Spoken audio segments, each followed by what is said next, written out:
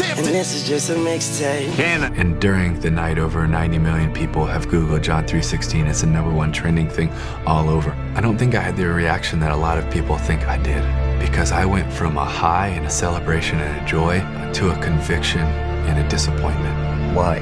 Because when he was telling me that, I knew that God was convicting me, saying, Timmy, you thought tonight was about a game. You thought it was about all of these things. It's never just about a game. I didn't die for a game. And Jesus says it's done. You know, Jesus says it's done. He's already done it for us by dying on that cross, which allows us to live freely, live with that peace that we've been talking about, ultimately just give our life to him. I vividly remember a conversation I was having with the dad of a young athlete I was going to start potentially training. He ran a digital marketing agency, and he was giving me some solid counsel on how to widen my net on social media. Ironically, he hadn't found me through a digital screen. He found me through what seems to be an ancient, reliable megaphone. Word of mouth. Later, he texted me a detailed scouting report of my website. His feedback wasn't rude, crass, illegal, or illogical. It was completely genuine, if I'm being honest. And it intended to be helpful. But as I read his message, a sudden wave of conviction came over me. His advice was simple.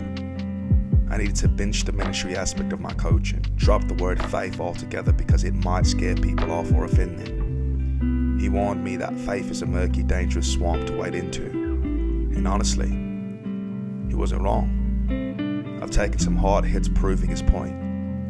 I've lost potential clients because I highlight faith as a true X factor in sports. I've had parents look me in the eye and say they don't want their child preached to. They want them to be coached, and they have every right to feel that sentiment, fair dinkum.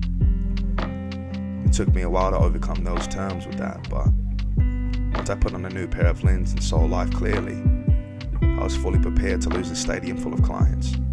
No amount of potential earnings or legendary status, clout, could ever make me bench the absolute truth of how important faith is and how it directly points to Jesus Christ. People argue that faith does not belong in the arena. They say sports are strictly about skill, raw talent, and winning. I believe that's only true at a surface level. Faith has everything to do with the game because it is stitched directly into the leather of sports. Football is a mirror imitating life. The law of sports draws us in because it mimics our daily battles. But when we over-index on it, the sport twists into a false god. A sport will always fail you if you worship it. Coaching has to be bigger than just X and O's.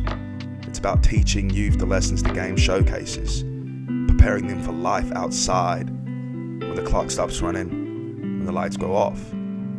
Patience, trust, discipline, resilience, and enduring painful, long-suffering seasons. Playing the game means trusting a system you cannot yet see. You have to use your imagination. You have to believe, set a goal, tune out the noise, and conquer self-doubt. When you instill faith in a young athlete early on, it gives them an extra gear that will carry them through any storm. People might not recognize or put a name on it, but you know when a player has faith. I will stand on that truth forever because my own life is a testament to it. I've taken so many losses, but through every loss was a lesson that got me closer to winning. You cannot truly play this game without faith. No matter how much fleeting success you achieve, trophies and accolades, money, it will always leave you empty.